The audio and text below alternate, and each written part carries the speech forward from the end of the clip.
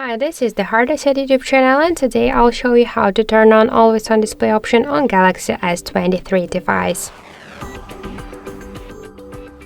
So first let's open the settings application and then scroll down and tap to the lock screen section. Here you will see the Always On Display switcher. Just activate this option, click on the switcher, then here you can change the modes when you show the AOD option on your lock screen by tap to show always as the shadow, so you can set the start and the end time and only for new notifications. I'll use it always. So let's just lock the device and we can see that we just successfully activate the Always On Display option on our Galaxy device.